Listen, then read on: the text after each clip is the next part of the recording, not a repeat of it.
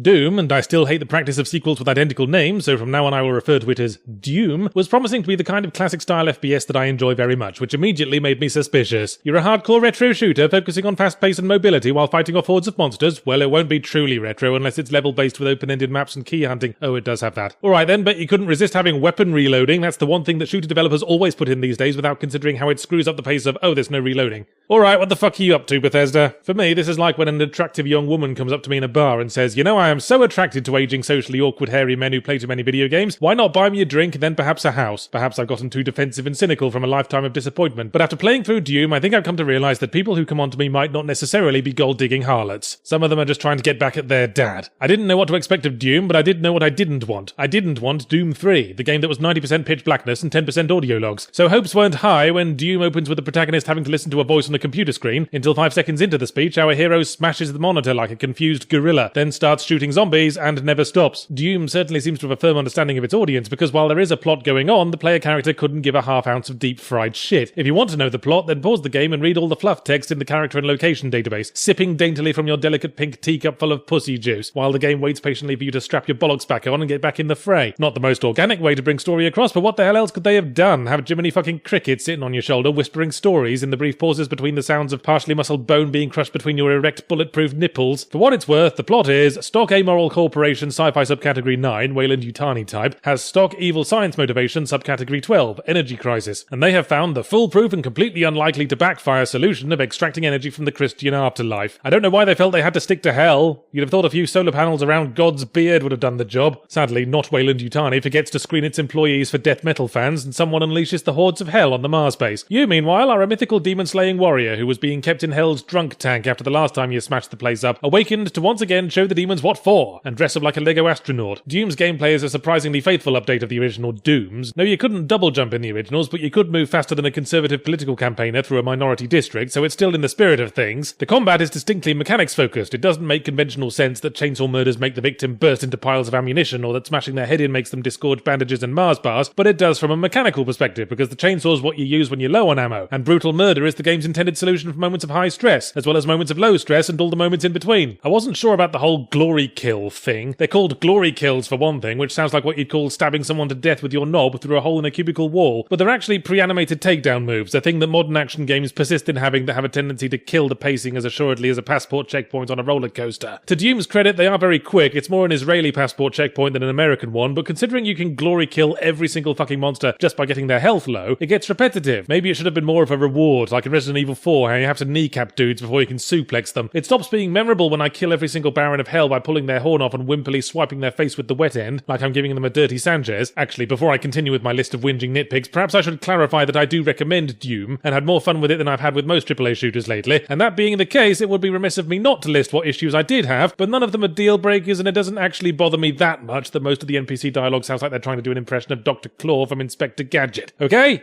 Okay, the loading times were a bit of an arse, and in levels with jumping puzzles over instant kill death pits, they're a lot of an arse, but they were a triple stacked arse with whipped butter on the side when the game was treating me hammering the ledge grab button as more of a blue sky suggestion than a command. Relatedly, this is definitely a game that benefits from having the mouse and keyboard rather than the controller, because the controller's best suited to wheeling yourself around an arena like a runaway dessert trolley on a chest-high wall safari, not so much for simultaneously jumping one way, looking in another, grabbing a ledge, shooting a dude, and tying up your shoelaces. The game's a little bit crazy with the upgrades. There's character upgrades, runes that give you passive buffs, and the main currency is weapon upgrades. They give that shit away like condoms at a Planned Parenthood clinic. You killed all the monsters, weapon upgrade. You went into a secret, weapon upgrade. You came back out of the secret, weapon upgrade. Why the fuck not? Thing is though, you can only use them to upgrade the special alternate attacks each weapon has, a lot of which I didn't get much use out of when a good hard shotgun blast will answer most of a demon's probing interview questions. But hey, if the tokens are too easy to get but the upgrades are kinda shitty, then I guess those issues cancel each other out. And the upgrades must have been having some effect, because I thought the game was a bit easy by the end, when it felt like it had no more tricks up its sleeve. Oh goodness, I killed the entire wave of monsters and 2 Barons of Hell spawned. This will call upon all my training that I had 5 minutes ago the last time this happened. The monsters never took me by surprise, the way they'd always spawn in with a red glowy effect, a shower of confetti, and an English butler reading their names out loud. I don't want the Doom 3 thing where you pick up a small health pack and 6 hidden doors fly open to reveal Hell's entire buggery squadron, but there's gotta be a middle ground. Oh yeah, and the grenades feel a bit wimpy. I throw it, there's a little fut, and then all the zombies around it fall apart with embarrassment. I think that's it. As I say, my problems are mere flicked bogeys sticking to the edges of a perfectly solid core. Maybe it's rather blatantly pandering to my generation of gamers, but this is the good kind of pander, the kind that gets all the bamboo and has sex once in a while.